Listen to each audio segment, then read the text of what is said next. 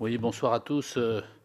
Donc j'ai introduit ce colloque ce matin et je dois malheureusement vous quitter, quoi. C'est vrai qu'on a pris beaucoup de retard. Je suis désolé pour la dernière table ronde, mais c'est vrai que je pense que ce colloque, malgré les nombreuses absences annoncées d'ailleurs, est très utile.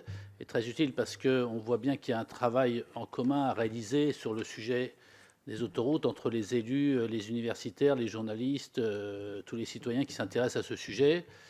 Au-delà des instances gouvernementales, des services de l'État et des autorités indépendantes. Et je pense qu'effectivement, il faut arriver à trouver un moyen d'avoir une discussion sereine, sachant que personne ne peut prétendre sur le sujet et détenir totalement la vérité, ni avoir des certitudes absolues. J'ai écouté tout à l'heure Jean-Baptiste Villa et on sentait bien que même sur les sujets contractuels, juridiques, il y a forcément des incertitudes et on a malheureusement le cas de concessions ici qui ont où il y a un mauvais contrat et finalement un mauvais suivi. Et une concession, une bonne concession, c'est un bon contrat et un bon suivi. Donc, on disait que c'était assez binaire, et c'est Jean-Baptiste Villa qui disait que c'était assez binaire, les choix du statu quo, de la nationalisation. Moi, je reste un partisan d'une bonne concession. Quand on a des services comme ça avec des sociétés qui sont compétentes, je pense qu'une bonne concession peut être le bon outil pour gérer ces équipements, à condition effectivement d'avoir le bon contrat, le bon suivi. Alors, les services de l'État ont amélioré les contrats, puisque les contrats des nouvelles concessions sont bien meilleurs. Ils améliorent aussi le suivi. Je pense que sur ces concessions historiques, il faut absolument parvenir à cela. Et à un moment donné, il faudra pouvoir en discuter avec toutes les parties prenantes, et pas uniquement avec les personnes qui sont venues aujourd'hui et celles qui nous ont écoutés, mais aller un petit peu au-delà et arriver à le faire dans une sérénité qui est nécessaire, et en même temps, de la part du gouvernement et des services de l'État, de la fermeté. Parce que je pense qu'il faut aussi, dans ce domaine-là, avoir de la fermeté. Il y a des partisans du statu quo, il y a des groupes, des sociétés qui ont intérêt, je pense, au statu quo. Je pense que ce n'est pas le cas des usagers et des contribuables. Et donc, à partir de là, nous sommes les défenseurs des usagers et des contribuables, nous sommes leurs représentants. Et nous nous devons de ne pas lâcher le morceau, de continuer à nous intéresser au sujet et à faire en sorte que la réflexion se poursuive, et si possible assez rapidement. Parce que plus ça ira et plus ça deviendra insoutenable pour les uns ou pour les autres. Cette situation-là ne peut pas durer jusqu'à la fin des contrats, quoi. En tout cas, moi, pour ma part, j'en suis persuadé. Donc sachez que nous poursuivrons nos travaux. Frédéric Fortin l'a dit, on a prévu une actualisation des chiffres chaque année. Donc on actualisera nos chiffres et on viendra de toute façon un petit peu à la charge en souhaitant qu'effectivement on finisse par trouver des points d'accord et des points d'appui pour que la situation actuelle évolue et qu'on trouve une troisième voie entre le statu quo et la nationalisation. Voilà, merci à vous tous d'avoir participé et désolé de devoir vous quitter aussi rapidement.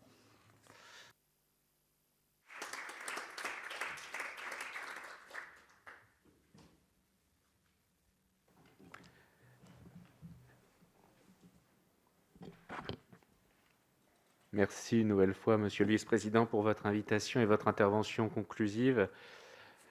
Je suppose que l'organisateur s'associe à moi pour regretter un peu le retard et en même temps s'en réjouir parce que ça signifie que la discussion était féconde et utile. Il résultera de la dernière intervention de conclusion, si je devais saisir quelques mots, la nécessité de modifier avec sérénité et fermeté d'une part, et l'obligation de trouver un chemin, je ne sais pas si la passe est étroite, je ne crois pas, entre le statu quo et la nationalisation. Un cap est donné, modifié, sans laisser subsister et sans nationaliser. C'était une première intervention et qui d'ailleurs aurait pu être l'ouverture de la table ronde malgré l'inversion. Je vous propose d'entendre chacun des intervenants ici présents et annoncés autour de ce sujet. Quels défis, quelles perspectives, quelles solutions? Sur la base des différents constats qui ont été donnés, chacun des intervenants va se projeter. Je suppose que la diapositive qui est à l'écran, elle est devant moi. Je n'ai toujours pas trouvé le moyen de mettre mes lunettes sur ce masque après 2 ans d'expérience, mais je salue ceux qui arrivent à ne pas faire de bruit sur leurs lunettes. Est le même que celui que j'ai sous les yeux, et nous allons donc suivre l'ordre qui est indiqué à l'écran. Je me réserve peut-être, si le temps ne nous est pas compté, un petit instant conclusif pour dire un mot ou deux. Madame la députée, voulez-vous ouvrir la discussion ? Merci, avec plaisir. D'abord, remercier donc les organisateurs de ce débat, de ce colloque. Moi, j'ai appris beaucoup de choses, mais j'ai le même regret que tous, c'est-à-dire l'absence finalement de contradictoire, lié évidemment à l'absence du gouvernement, de l'autorité de régulation, des SCA elles-mêmes qui auraient pu venir porter la contradiction. Donc, c'est un peu dommage, j'allais dire, puisqu'en fait, on est resté entre nous, avec quand même un discours assez concordant de tous ceux qui ont pris la parole sur la nécessité d'agir. Alors moi, je suis d'accord avec ni statu quo, ni nationalisation, même si le 13 janvier dernier, à l'occasion d'une proposition de loi qui était portée par la France Insoumise, ma collègue Taurine, qui défendait donc la nationalisation des sociétés concessionnaires d'autoroutes, j'ai pu voter sa proposition de loi en expliquant néanmoins que c'était pas la solution que je préconisais. Et pour le coup, compte tenu de tout ce qu'on a vu au long de la journée et de tous les arguments qui ont été donnés, évidemment, le statu quo n'est pas tenable économiquement, mais n'est pas tenable politiquement.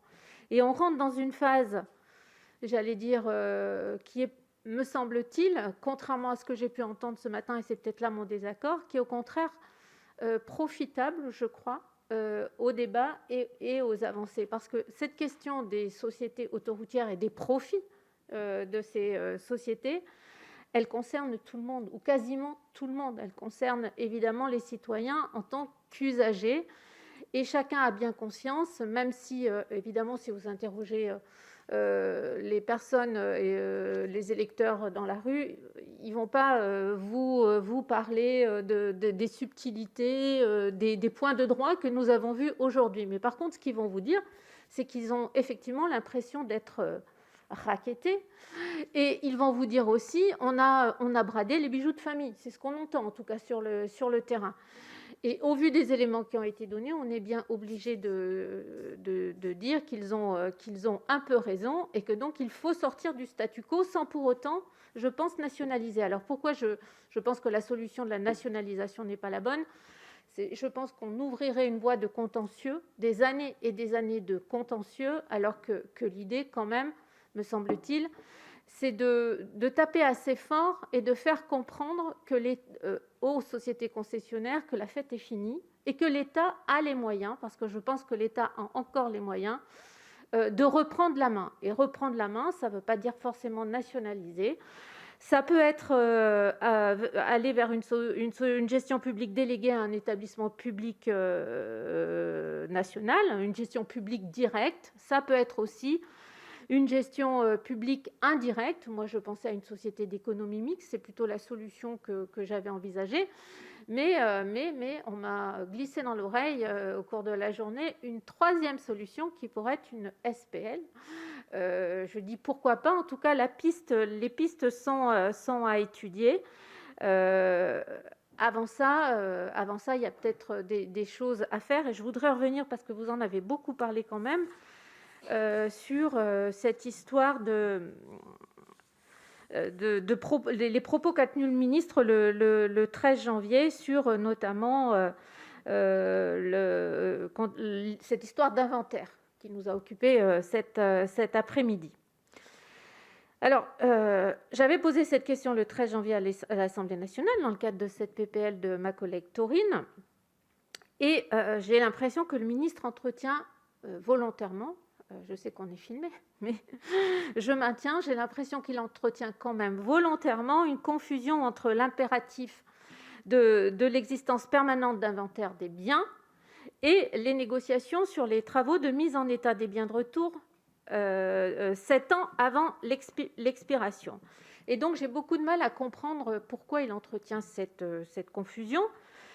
Soit c'est de l'impréparation ou une connaissance insuffisante du sujet qui renvoie au risque pour l'État de ne pas être capable, en tout état de cause, de piloter convenablement la sortie des contrats, soit c'est du cynisme. Et il faut alors rappeler que ces confusions volontaires, elles ne servent que les intérêts privés des concessionnaires. Et je pense qu'il est de bon sens et qu'il faut bien 5 à 7 ans pour négocier la sortie de contrats, en tout cas des très gros contrats dont on parle, des contrats historiques, et que donc il faudrait s'en préoccuper tout de suite si on veut avoir une chance d'être crédible vis-à-vis de ces sociétés-là. Et l'inventaire complet est actualisé, donc j'ai bien entendu les arguments sur qui doit le faire. J'ai bien compris qu'il revenait à ces sociétés qu'elles auraient déjà dû faire, puisque dès la première année, elles auraient déjà dû faire. Et donc, je pense qu'il faut continuer à porter le fer sur ces obligations-là. Continuer peut-être aussi à faire pression sur le gouvernement. Et là, pour le coup, je vous renvoie à la proposition de résolution qu'on avait déposée à l'Assemblée nationale en octobre 2020 déjà, que malheureusement, nous n'avons pas pu discuter dans le cadre de notre niche, mais que le Sénat avait déposée en termes identiques sans pouvoir aussi la discuter. Et cette proposition de résolution, elle visait 2 choses. Elle invitait, puisqu'on n'a pas le droit évidemment de donner d'injonction au gouvernement, mais elle invitait le gouvernement à saisir le Conseil d'État sur 2 points. D'abord, sur un avis sur l'appréciation de l'équilibre économique et du risque dans les contrats de concession autoroutière, notamment compte tenu des changements de structure capitalistique qu'il y a pu y avoir ces dernières années. Et puis, elle invitait aussi le gouvernement à saisir le Conseil d'État sur les conditions, les modalités d'indemnisation et le coût financier d'une éventuelle résiliation au motif d'intérêt général, ce que nous avons aussi évoqué au cours de la journée. En conclusion, je dirais 3 choses. Le marché des autoroutes est structurellement monopolistique, ce qui rend évidemment le contrôle très difficile et qui justifie, selon moi, le retour à une gestion publique, donc EPIC ou SEM ou SPL. Que l'État, me semble-t-il, est dans une position moins faible qu'il ne le croit, car les concessionnaires auront toujours intérêt à négocier pour continuer à gagner de l'argent, ce qu'ils font aujourd'hui avec les autoroutes. Et donc, à mon avis, c'est une volonté politique qu'il faut affirmer. Et c'est ça qui nous a fait défaut, en tout cas ces dernières années. Et au-delà, et je terminerai par là, au-delà des débats financiers et juridiques, je pense qu'il faut agir pour éviter toute prolongation des contrats. Et si je dis ça, c'est que la question, je l'ai posée à plusieurs reprises et que la réponse, elle ne m'a pas satisfait, bien au contraire, et qu'on a parlé du PRA, on a vu les dérives du PRA. J'ai été je ne sais pas si Jean-Paul Chanteguet est parti, mais en gros, il était tout désolé finalement parce que son rapport, contrairement à ce qu'il espérait, c'est-à-dire un effet bénéfique de son rapport, ce matin, ce qu'il nous a dit, c'est que, au contraire, son rapport avait débouché finalement sur des clauses encore plus favorables pour les sociétés concessionnaires. Donc, j'ai envie de dire que mon objectif de court terme, ce serait d'éviter toute prolongation et de faire vraiment très attention à ces prolongations qui peuvent être dans des tiroirs et ressortir très vite après l'élection. Voilà, je l'ai dit. Et bien sûr, préparer, non pas la nationalisation, à mon sens, mais préparer dès maintenant les conditions pour reprendre la main en 2031 pour le premier contrat qui arrive à échéance, puis en 2032 et en 2036. Je vous remercie. Merci beaucoup, Madame la députée. Vous ouvrez des possibilités multiples et en plus différées dans le temps. Si je résume, à la fois l'éventualité que vous avez évoquée en interrogeant le Conseil d'État, je me garderai bien de répondre à la place du Conseil d'État, qui d'ailleurs ne répond pas en tant que tel, mais bon, par la voix de certains de ses membres, et d'ailleurs je lui adresserai même une question de mon côté, qui consiste à envisager la résiliation. On a beaucoup parlé des conséquences, on n'a pas beaucoup parlé des motifs, je trouve. Et je voudrais être juste sûr, c'est une question que je pose à ce stade-là, que l'on est bien dans le cadre de l'intérêt général admis pour résilier un contrat, parce que comme ça, mais c'est sans réflexion et sans rigueur, hein, je vois bien qu'on peut résilier pour une réorganisation de service comme une de Limoges 2011. En revanche, sauf erreur de ma part, on ne peut pas résilier uniquement pour des motifs de financiers hors les cas des contrats d'occupation domaniale, le fameux arrêt Taillandier, mais qui, sauf erreur de ma part, n'a jamais été étendu aux concessions de services publics. Il y aurait une question, est-ce que les questions de rentabilité, parce qu'il faut être très clair, c'est celles qui ont été au cœur de tous les débats de la journée, sont un motif d'intérêt général suffisant pour résilier les conséquences? Vous l'avez dit, on en a beaucoup parlé.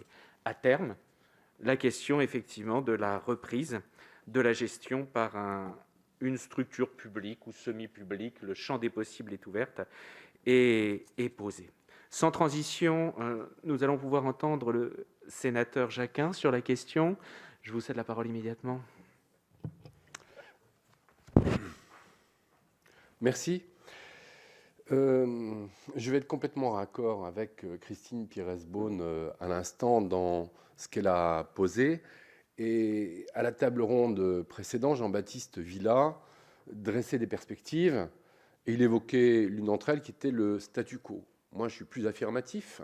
Pourquoi cela changerait? Parce que actuellement, j'ai pu le dire ce matin succinctement, il y a un intérêt au dispositif actuel, à ces contrats déséquilibrés. Je le répète, pour Bercy, 1 kilomètre d'autoroute non concédée est une dépense annuelle. 1 kilomètre d'autoroute concédée est une triple recette, taxe d'aménagement du territoire, TVA et impôt sur les sociétés. Vous ramenez à cette question le mur de l'argent. On était dans une étonnante période qui s'est appelée le « quoi qu'il en coûte ».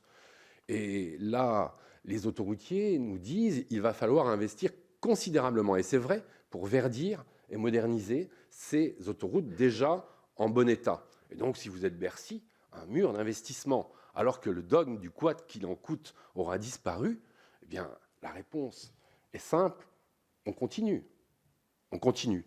Il me semble, pour avoir participé activement avec Vincent Delahaye à cette commission d'enquête et avoir questionné la question et avoir tenté de comprendre les choses, je me suis dit, il faut construire un dispositif qui permette de mettre les gens autour de la table.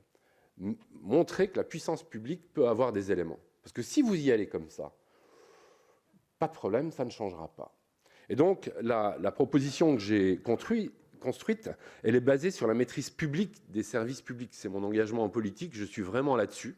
On doit maîtriser publiquement. Pas question, comme actuellement, de donner les clés, la crémière, l'argent du beurre et tutti quanti. Ce n'est pas acceptable. Donc, l'idée, c'est la création d'un EPIC, à l'instar de VNF pour le fluvial, de SNCF Réseau pour le ferroviaire, et donc de créer Route de France qui viendrait à gérer l'ensemble du réseau routier national concédé ou non concédé, avec 4 grandes priorités. Pas seulement l'équilibre des contrats à rétablir. Ça, c'est un des objectifs, de mettre fin à une rente qui semble exagérée autour de ces monopoles naturels, qui fait d'eux des fermiers généraux, je l'ai précisé auparavant. Mais il y a aussi à améliorer le réseau routier non concédé, qui est géré de manière admirable, avec une grande économie de moyens, et qui manque visiblement de financement. Il pourrait être en meilleur état et se rapprocher de celui des autoroutes, dont il faut bien dire, et c'est observé, que les concessionnaires les ont mis dans un très bon état. Et c'est dans un certain nombre de rapports. Donc, approche globale du réseau routier national. Un troisième point, c'est la décentralisation. pourquoi ne pas considérer l'usage des routes et autoroutes? Certains sont d'enjeux manifestes internationaux et nationaux, d'autres sont infra-régionales. On pourrait en confier la gestion à départements ou régions, CF la loi 3DS qui va le permettre. D'autres ont un véritable usage urbain. Vous prenez les périphériques parisiens, je pense qu'il serait de bonne gestion de les confier aux autorités organisatrices des mobilités qui gèrent les autres modes de transport. Donc décentralisation, dernier point, c'est la modernisation et la transition sociale et écologique. On a besoin de multimodalité, on a besoin de prendre en compte les objectifs climatiques et on a besoin de tarification solidaire pour permettre à tous d'emprunter ces autoroutes. Alors, plus précisément, une de nos conclusions à la commission d'enquête des autoroutes, qui a fait consensus, et puis là, elles ont fait consensus, c'était la priorité des priorités, c'est absolument de ne plus proroger ces contrats, de ne plus adosser et de dire très clairement, la puissance publique ne les renouvellera pas. C'est la base absolue pour mettre les concessionnaires autour de la table. Et ça, c'est vraiment la base de ma proposition. On commence par ça en envisageant véritablement la fin des contrats et en rendant impossible leur poursuite. Et donc, cet établissement public, Routes de France, récupérerait à la fin des contrats, c'est ce que disait Christine Pires-Beaune, il n'y a pas de nationalisation, ce serait compliqué, conflictuel, ça créerait une jurisprudence faramineuse, dont je crois l'État n'a pas les moyens. Et donc, on va à la fin des contrats, on récupère ces concessions. Mais dès maintenant, les 9 km, les 11 000 km du réseau routier national non concédé autoroute ou route nationale seraient versés à Routes de France, puis à terme, les 9 000 km d'autoroute. Cet établissement public aurait le pouvoir de circulation, mais comme je l'ai dit, elle pourrait confier départements-régions certains axes à des autorités organisatrices de mobilité urbaine, des agglomérations, des métropoles, d'autres axes. Et là, deux moyens.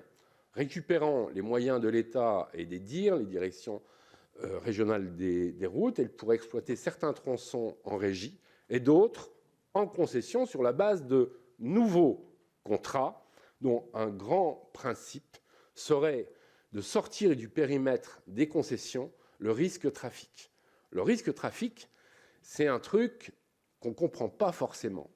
Et il y a un exemple en France qui est extrêmement intéressant, c'est un des contournements de la métropole de Lyon, où SANEF a récupéré un contrat de travaux et de maintenance-exploitation, mais n'encaisse pas les péages. C'est la métropole de Lyon qui encaisse les péages. Ça veut dire que s'il y a un truc incroyable, une météorite qui tombe sur la Terre, il n'y a plus de trafic routier, il n'y a plus de péage, eh bien, c'est pour la puissance publique. Ou s'il y a le Covid et qu'il y a un confinement, le risque trafic est porté par la puissance publique. Pourquoi sortir le risque trafic? Je pense que dans un modèle concessif avec des taux de retour sur investissement élevés, ça coûte beaucoup trop cher. Et que des tels risques, la puissance publique me semble à même de les porter. Et là, ça change toute l'économie du contrat. On n'est plus du tout au même niveau de rémunération, puisqu'il y a un niveau de risque beaucoup plus faible. Donc, premier principe. Deuxième principe, des clauses de revoyure fréquentes de ces contrats, et pas ce système presque circulaire. Sur le financement, comment on finance ça? Et quand je dis j'ai travaillé, j'ai piqué des idées à droite et à gauche, et il y a quelques idées géniales qui circulaient, dont celle de l'ingénieur Dallard, qui était patron de la Société du Grand de Paris, président de l'Association des ingénieurs des ponts. Il avait trouvé un truc génial. Il avait trouvé le principe de préempter des futures recettes. Comment financer des infrastructures qui se montent en milliards? Eh bien, il a dit, s'il y a un flux futur de recettes régulières, puissance publique, on peut aller sur les marchés financiers et on emprunte pour vraiment pas cher. Démonstration est faite avec la Société du Grand de Paris. 40 milliards d'euros d'investissements, c'est considérable, qui ont été crantés en quelques années simplement par l'anticipation des recettes futures de taxes du Grand Paris, et ça s'est financé parfaitement. Donc le modèle, il est là. Il est tellement bon qu'un député l'avait repris dans le cadre de la loi d'orientation des mobilités, et il avait dit « j'ai trouvé une idée géniale, on va préempter les futures recettes, on pourra investir dès maintenant ». Il est devenu ministre, il ne l'a pas mis en application. C'est Jean-Baptiste qui avait repris cette idée, que je reprends à nouveau.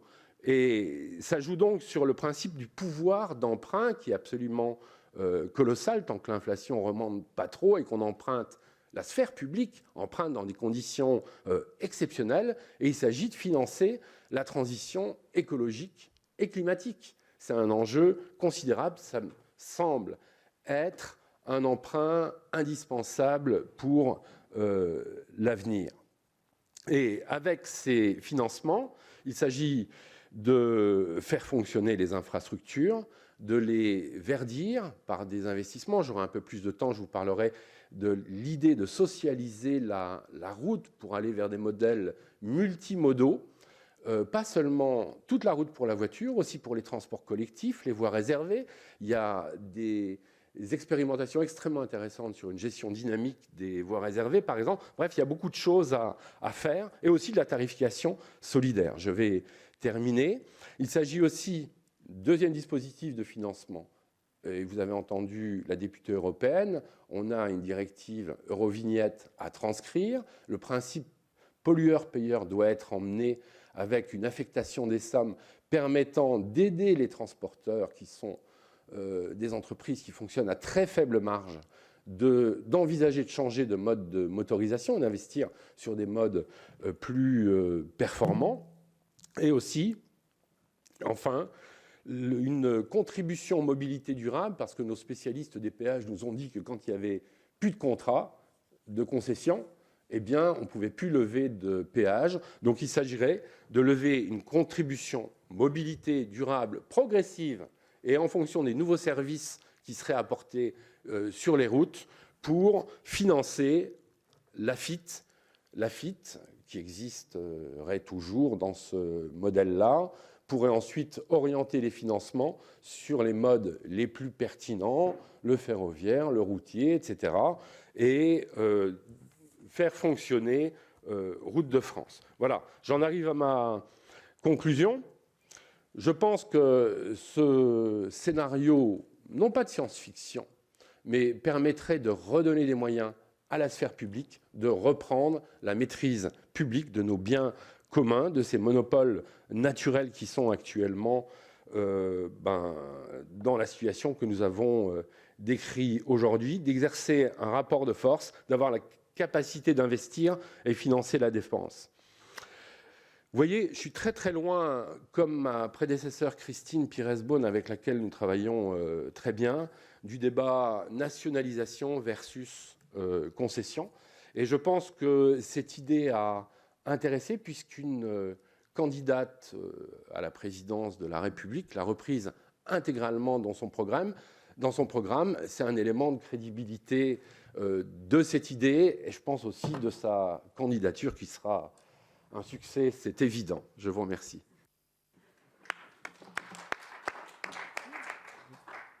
Merci, monsieur le sénateur, de votre intervention qui se situe effectivement tout à la fois dans le prolongement de la précédente par deux aspects et qui s'en éloigne en ouvrant celle-ci par trois autres. On retrouve deux aspects liés d'une part à la nécessité d'attendre sans proroger la fin des contrats et d'autre part de retrouver une gestion publique de ces infrastructures.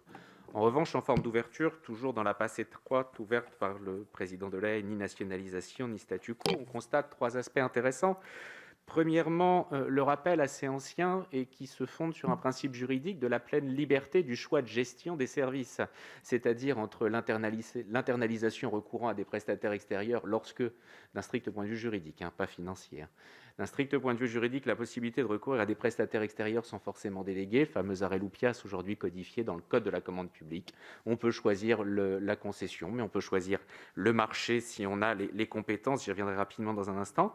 Deuxièmement, approfondir la loi relative aux libertés locales de 2004. Vous êtes pleinement dans le prolongement de la départementalisation des routes nationales, et puis avec cette question qui ne manquerait pas de se poser de la coordination de l'ensemble pour le réseau autoroutier. Autant on identifie des portions qui sont bien identifiées, telles que le périphérique parisien ou autres bretelles des grandes agglomérations, autant pour les trajets interrégionaux, il y aurait peut-être un nouveau modèle de régulation à imaginer.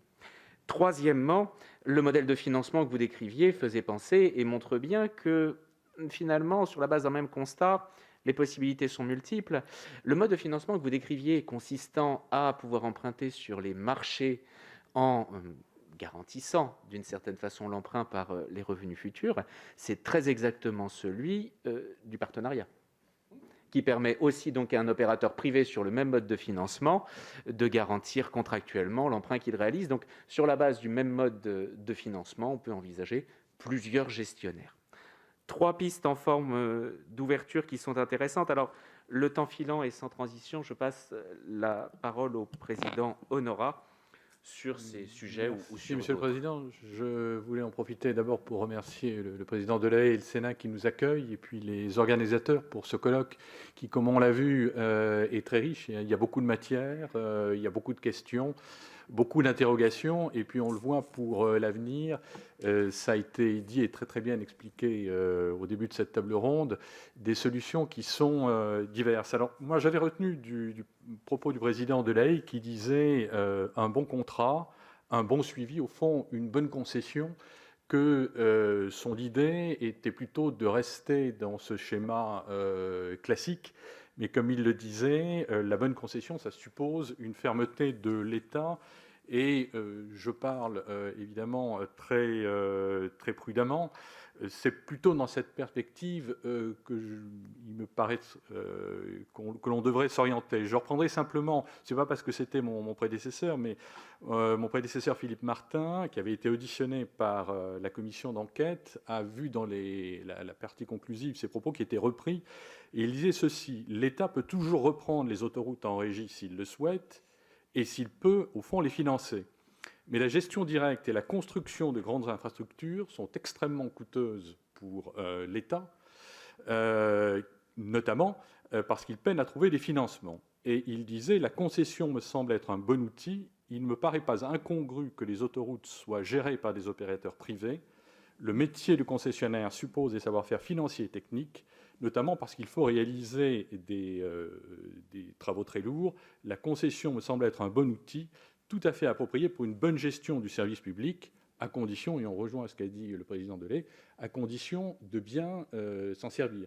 Et pour moi, c'est toute la difficulté du sujet, dans la mesure où ça a été très bien montré. Il y a, on le voit bien, un état de déséquilibre, de force et de faiblesse entre les sociétés concessionnaires et l'État. Alors, je partage ce qui a été dit par Mme Pires-Braun il y a un instant, c'est que l'État n'est peut-être pas aussi faible qu'il le croit. Mais on l'a vu très bien avec les inventaires. Je pense que le problème est quand même qu'il y a eu, sur cette question qui est fondamentale, qui est presque première, dans un temps sans doute passé, au fond, des carences, des insuffisances. Et les insuffisances que l'on a beaucoup de mal à rattraper aujourd'hui, notamment parce que je crois qu'il ne faut pas se tromper, c'est bien aux concessionnaires de faire les inventaires. Mais le concessionnaire, il peut vous envoyer des inventaires tous les ans, mais encore faut-il que ces inventaires soient sincères. Quand on loue quelque chose, il y a un inventaire, enfin un état des lieux avant, un état des lieux après, et ça se fait de manière contradictoire. Et je crois ce dont on parle maintenant, notamment en revenant sur la clause de 7 ans qui n'était peut-être pas faite pour ça, c'est bien cet inventaire contradictoire. Et je crois que, au fond, ce travail qui aurait dû être fait depuis longtemps ne l'a pas été, sans doute peut-être parce qu'il y a eu des carences antérieures, mais aussi peut-être parce que techniquement, l'État n'est pas, je dirais, outillé, notamment en moyens humains pour pouvoir faire ces contrôles, et c'est un véritable problème. On retrouve la même question lorsqu'il s'agit précisément d'évaluer la rentabilité des sociétés autoroutières. Alors, il a été dit, mais c'est peut-être pour des questions de communication publique, que l'ART n'avait pas donné dans son rapport de novembre 2020 tous les éléments permettant de vérifier les calculs, mais on voit que même une autorité comme celle-ci, qui a quand même une volonté de faire un contrôle, a des difficultés. Le TRI tronqué, je veux dire, si elle le fait, c'est parce que malheureusement, elle peut difficilement faire autrement, parce qu'elle aurait dû trouver toutes les données nécessaires à ce calcul. Ensuite, il y a le choix du TRI qu'elle a adopté, qui est peut-être une autre chose. Mais je ne crois pas qu'il faille, au fond, sous-estimer les difficultés que peut avoir l'État, ne serait-ce que pour le contrôle, et donc pour une reprise en régie sous une forme ou sous une autre. Je pense que c'est une solution qui est parfaitement envisageable, mais pour laquelle il faudra, qu'on le veuille ou non, du temps. Et contrairement à ce qui a été dit, on est à 10 ans de la fin d'un certain nombre de grosses concessions, des concessions historiques. 10 ans, ça peut paraître très long, l'infini. En réalité, ça va aller très vite. Et donc, je pense qu'il est important aussi de rappeler une chose, ça nous vient du droit communautaire, c'est qu'au bout de la concession, et maintenant on ne peut plus les prolonger, les concessions, au bout de la concession, normalement c'est fini et on remet tout en concurrence. Donc il y a quand même une obligation forte qui serait à terme de remettre en concurrence. C'était un peu, je pense, ce que disait à la fois le président Martin et le président de l'AE. C'est à ce moment-là que l'on pourra, je dirais, remettre les choses à plat et tenter de renégocier des contrats plus équilibrés, sachant que des contrats à long terme, il y a beaucoup de paramètres que l'on ne maîtrise pas complètement. Mais on voit que ça pourrait impliquer de ne plus faire ce que l'on a fait jusqu'à présent, de repousser sans cesse la fin des concessions. Et M. Villa a invoqué l'idée qu'on puisse trouver encore des prétextes, si je puis dire, pour les prolonger. Je crois qu'il faut effectivement essayer d'être ferme sur ce terrain-là, même s'il peut y avoir ici ou là des besoins, notamment pour des besoins écologiques. Et ensuite, on peut, même si ce sont des contrats de long terme, jouer sur la durée des concessions et ne plus peut-être repartir pour des durées aussi longues. Et ça a été dit aussi, il faut bien entendu, mais ça a commencé à être intégré depuis le PRA notamment, même si il n'a peut-être pas donné entière satisfaction, des clauses de revoyure, des possibilités de contrôle que l'État devra s'efforcer d'exercer effectivement. Donc voilà un petit peu, si vous voulez, pour moi, beaucoup plus modestement, dans la prolongation, alors c'est peut-être un effet d'inertie de ce qui s'est fait jusqu'à présent, de ce qui me paraît être l'avenir possible, finalement, à assez brève échéance pour les concessions autoroutières. Merci beaucoup, Monsieur le Président, d'ouvrir de nouvelles perspectives en ouvrant le champ des possibles par une éventualité supplémentaire, celle de mieux gérer les contrats, d'une part, et puis, lors de la passation des nouveaux contrats qui leur succéderaient, le cas échéant, de faire attention aux éléments qui ont failli précédemment. J'aurais deux interrogations un peu générales, parce que cet accès à l'information, on en a beaucoup parlé aujourd'hui, et c'est une question que l'on connaît bien quand on étudie les contrats publics. On se souvient de quelques affaires un peu mémorables. Premièrement, le cas du DOL sur la construction du TGV Sud-Est de la SNCF et de la dizaine d'années de procédure pour arriver à calculer la rentabilité dans le DOL et la difficulté à obtenir les pièces et les informations comptables pour savoir si oui ou non il y avait eu DOL, à quelle hauteur ça a duré. La durée exacte m'échappe, mais plus de 10 ans de procédure à court dire d'experts. Tout ça pour dire qu'il y a une vraie faille aujourd'hui peut-être à repenser dans notre arsenal d'instruments juridiques, c'est les instruments de contrôle qui permettent aux concédants, voire même tout simplement aux concontractants, d'avoir accès à l'information. La deuxième chose que vous avez soulignée, qui est très intéressante, qui permet aussi une comparaison, c'est la perte de compétences. La perte de compétences qui appelle peut-être tout simplement, en termes de réforme, dans quelles que soient les éventualités, mais essentiellement si l'on passe de nouveaux contrats, c'est d'acquérir de nouveau ces compétences. Et on se souvient quand même aussi que le recours au contrat de partenariat, notamment pour la construction d'un certain nombre d'infrastructures, était le symptôme d'une perte de compétences dans la maîtrise d'ouvrage public par un certain nombre de ministères. Je ne parlerai que du cas que j'ai connu, qui nous avait unis à l'École nationale d'administration pénitentiaire il y a 2 ans, vous l'aurez d'ores et déjà compris, c'est la construction des établissements pénitentiaires, qui, au-delà, on en a parlé, de la question de la déconsolidation de la dette, parce qu'elle a quand même affleuré tout le long de la journée, cette question de la dette et de la déconsolidation de la dette du point de vue des critères de Maastricht, c'est la perte de compétences. Est-ce que finalement, le mieux ne serait pas, et là c'est le professeur de droit qui parle, d'embaucher de bons étudiants bien formés dans les administrations de l'État pour gérer mieux ces contrats, mais ils le font déjà. C'est parce que nous faisons mal notre travail, que nos étudiants ne sont pas assez formés. Chacun doit prendre sa part. Merci beaucoup. Maître, est-ce que vous voulez poursuivre ?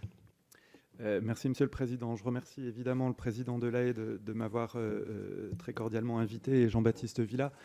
Des mots qui visent en réalité à prolonger la réflexion du Président Honora, parce que je partage assez globalement les différentes idées qu'il vient de soutenir. Mais avec ma vision de praticien, à la fois du droit des concessions et de la réglementation européenne des aides d'État, je voudrais apporter un premier éclairage qui vise non pas à apporter le contradictoire, mais peut-être à nuancer certains éléments, notamment sur la question des compensations et éventuelles surcompensations du plan de relance autoroutier. Sur ce sujet-là, il me semble effectivement qu'il faut être tout à la fois prudent et attention aux chiffres sur lesquels on communique. Pourquoi être prudent ? D'abord parce que c'est un constat qui a été partagé par tous aujourd'hui, c'est que les données ne sont pas forcément connues. Si les données ne sont pas forcément connues, il faut être évidemment prudent sur les conséquences qu'on tire des chiffres et éviter évidemment de manipuler des chiffres comme cela. Je donne un simple exemple sur le plan de relance. Le plan de relance, il a entraîné donc avec la théorie de l'adossement une prolongation qui s'est matérialisée par une donnée financière et donc un chiffre qu'on est amené à comparer avec le coût des travaux qui ont été autorisés pour savoir si au final, comme l'a expliqué le professeur Karpenchiff ce matin, sur le fondement de l'article 106 paragraphe 2 du traité du fonctionnement de l'Union européenne, on compense strictement les obligations de service public mises à la charge des concessionnaires, ou est-ce qu'on va au-delà et que la surcompensation éventuelle serait constitutive d'une aide d'État. Sur cette question-là, je dis qu'il faut être prudent parce que la méthode qui a été imposée par la Commission européenne et qu'on peut reprendre et lire dans le détail dans sa décision de 2014 est construite et est étayée. Elle part du coût actualisé des dépenses d'investissement, évidemment des travaux, mais il y a d'autres paramètres qu'il faut inclure, notamment des charges éventuelles, les coûts des gros entretiens, et inversement, il faudrait déduire le montant actualisé des recettes supplémentaires éventuelles, voire déduire le montant actualisé des économies éventuelles sur les coûts d'exploitation et sur les coûts d'investissement, des économies d'impôts par exemple, sur les sociétés notamment. Tout ça pour dire que, et M. Fortin n'est plus là, je regrette qu'il soit parti, mais j'aurais pu avoir une question pour lui, d'interroger tout à l'heure quand il nous présentait les ratios qu'il faisait pour démontrer les éventuelles surcompensations.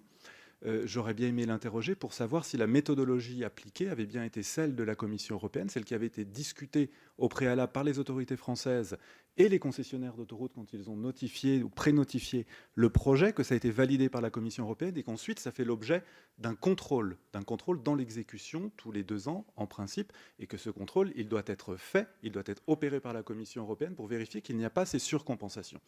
Voilà, mon premier constat de praticien, c'est de m'en rapporter au fait, d'être très pragmatique et d'aller au bout des choses sur ces données-là. Je ne doute pas que le travail a été fait et probablement très bien fait, mais encore faut-il, pour moi, pour ma vision de praticien, que j'en ai la certitude. Et qu'en l'état actuel des choses, voilà, c'est mon premier point, les doutes sur la connaissance, à la fois, on l'a vu sur l'inventaire, la valeur des biens, les doutes sur les méthodes de calcul des rentabilités de ces contrats, ne me permettent pas, moi, praticien, de dire oui avec certitude, voilà les conséquences que ça a, et voilà le modèle de contrat de demain, ou le modèle de gestion que je souhaite voir, et d'ailleurs il ne m'appartient pas de me prononcer là-dessus.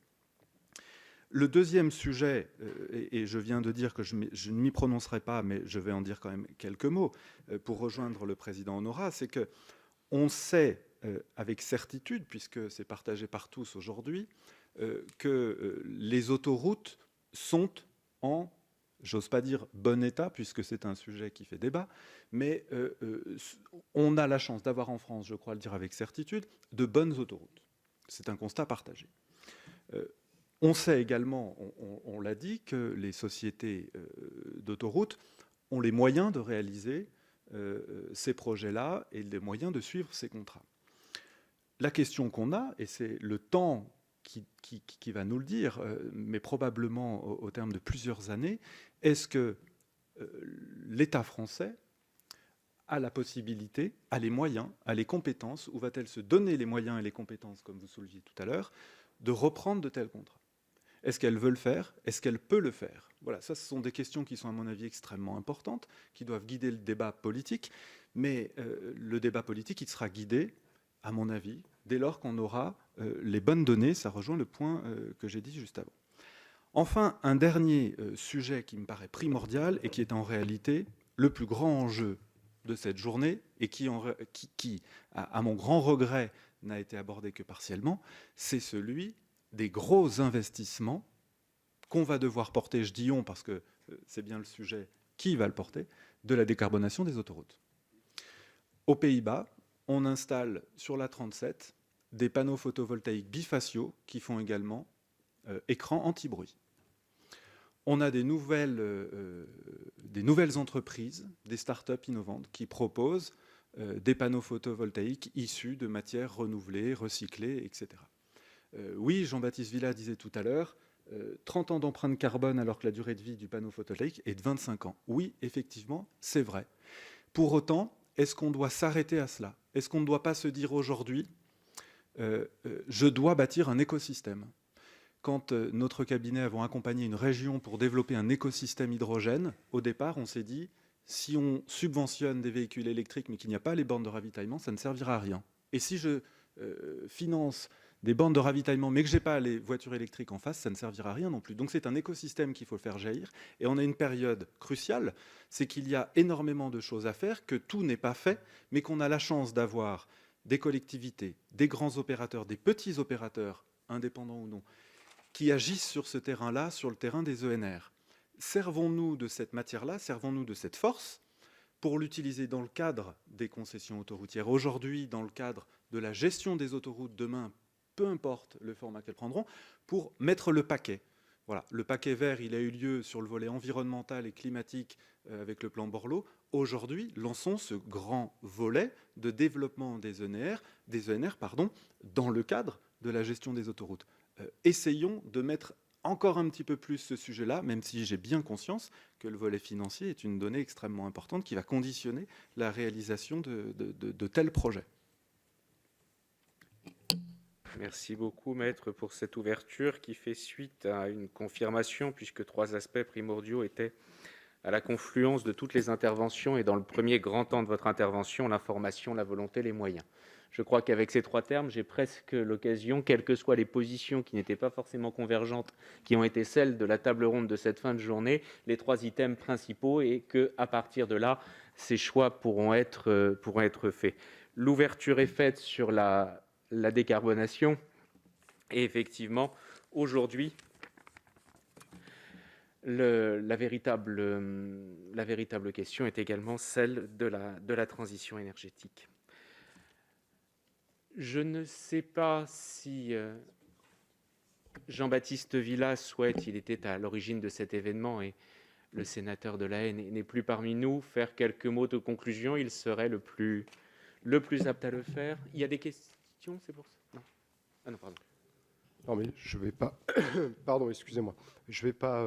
Je vais pas conclure, puisque précisément, je suis pas dans mon enceinte de prédilection qui est l'université, mais à titre tout à fait personnel, je voulais remercier tous les intervenants qui ont accepté de venir, d'intervenir, d'avoir accepté parce que c'était pas évident non plus. Le sujet n'est pas évident, le contexte n'est pas évident. Donc voilà, et ça m'a aussi enrichi à titre personnel de différentes réflexions, même là jusqu'au bout de la journée. Donc voilà, je trouve que c'est une très bonne chose. Je pense que c'est un sujet qui le mérite. Voilà, tout simplement. Donc merci à tous. J'ai commis un impair majeur, c'est le problème de la communication non verbale à travers le masque. J'ai pas compris qu'un des intervenants à la table ronde souhaitait rajouter quelque chose et j'en suis horriblement confus. Non, il y a aucun souci, je vous remercie. Un petit mot à mon voisin Benjamin Boiton, dont je partage le propos. Vous avez donné un exemple sur le photovoltaïque. Il ne faudrait surtout pas réduire le problème de décarbonation des autoroutes à de l'habillage par du panneau photovoltaïque. Il y a, en matière de verdissement des autoroutes, des choses bien plus importantes à faire. Par exemple, l'utilisation de voies réservées pour permettre une meilleure utilisation des autoroutes. Je travaille avec un petit consortium qui imagine d'avoir une gestion dynamique des voies réservées qui permettrait d'optimiser le flux considérablement et d'augmenter le nombre de véhicules qui empruntent les axes routiers. C'est un enjeu important. Plutôt que d'élargir, il y a des moyens technologiques pour demain qui vont permettre de faire passer beaucoup plus de véhicules sur une même infrastructure. En termes de verdissement, c'est par exemple un exemple important. Favoriser l'exemple de l'Essonne, où on a une gare autoroutière embranchée sur une autoroute avec un parking relais. Vous descendez et vous montez dans un bus à haut niveau de service qui vous emmène au RER. C'est ça le verdissement des autoroutes. Et ça coûte de l'argent. Et ça peut baisser, dans certains cas, le nombre de véhicules sur la route. Et ce n'est pas dans le modèle économique des sociétés concessionnaires autoroutières. Je me rappelle, en 2015, dans tout le dispositif qui était prévu, il devait augmenter le nombre d'abonnements quotidiens pour les usagers réguliers. Ils avaient pris l'engagement 1 million d'abonnements très rapidement pour les navetteurs. Il y en a eu 100 000 au bout d'1 an, on l'a révélé pendant la commission d'enquête des autoroutes. Donc vous voyez, en matière de verdissement, ça n'enlève rien à votre proposition de mettre des panneaux. C'était vraiment un exemple et Oui, vous avez oui, tout à fait raison. oui, oui. Il y a énormément d'idées. Tout à fait. Et je partage vraiment votre position. Une deuxième remarque au président Honorat, il a tout à fait raison. Les différentes législations actuelles, et notamment en 2015, je crois, ont fait en sorte qu'on ne peut pas prolonger les contrats actuels.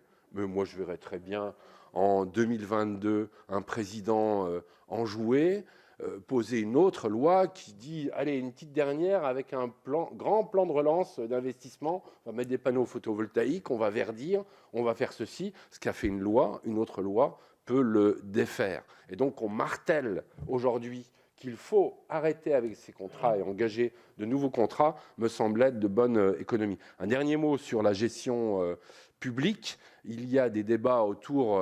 voilà, moi je vais être pas assez à gauche parce que je n'ai pas dit forcément que je suis pour la nationalisation. L'enjeu de la maîtrise publique des services publics, il n'est pas là.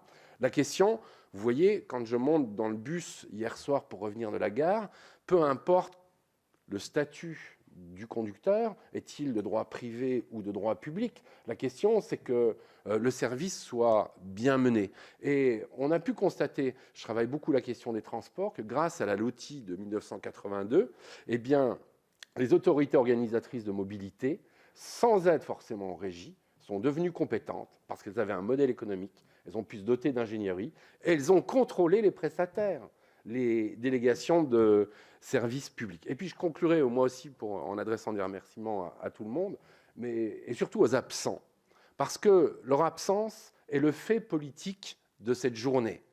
Un fait politique, ça peut être en positif, votre présence, les uns les autres, nos propos, plutôt convergents, et puis ça peut être des creux, ces absents, qui constituent véritablement un élément de langage majeur de la pensée sur cette question sensible. Et moi, je tiens à remercier Jean-Baptiste Villa et je ne sais pas qui encore, leur ténacité, parce que moi, j'ai assisté à ça, pour arriver à produire ça. Même si en fin de journée, on n'est pas très nombreux, j'espère qu'il va y avoir des actes.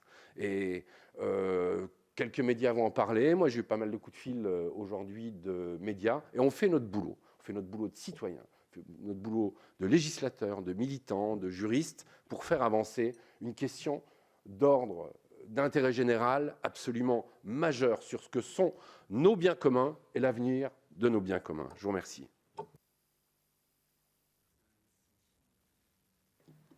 Je rajouterais juste par rapport à ce que tu viens de dire, Olivier, aujourd'hui, malheureusement, on peut prolonger des contrats. Il suffit, la nouveauté, c'est qu'il faut repasser devant le Parlement. Mais les prolongations sont permises depuis peu avec cette clause-là. Je dirais juste que de la même façon que sur tout ce qui est fraude fiscale, on a des consortiums qui se sont créés de journalistes. Je pense que sur ce sujet des autoroutes, on aurait intérêt à travailler avec des juristes, des économistes, des élus sur le sujet des autoroutes, parce que ce qui nous guette demain, et malheureusement, je le vois venir, c'est des prolongations au nom de ces financements qu'il faut faire demain, c'est-à-dire financement d'autoroutes vertes, que de nouveau, ce soit l'adossement qui soit retenu. Alors que ce que disait Jean-Paul Chanteguet, je pense qu'il a raison. Je pense que l'État n'est pas en position de faiblesse aujourd'hui, pas autant en tout cas qu'il le croit. Pas autant qu'il le croit, et que malheureusement, il faut qu'il puisse le démontrer pour que effectivement les concessionnaires et les historiques se disent comment on fait pour réfléchir ensemble, parce qu'il va falloir qu'on partage. L'enjeu, il est là. C'est-à-dire que certes, il y a de gros investissements à faire, mais il y a aussi aujourd'hui, on l'a vu, des dividendes importants qui sont distribués.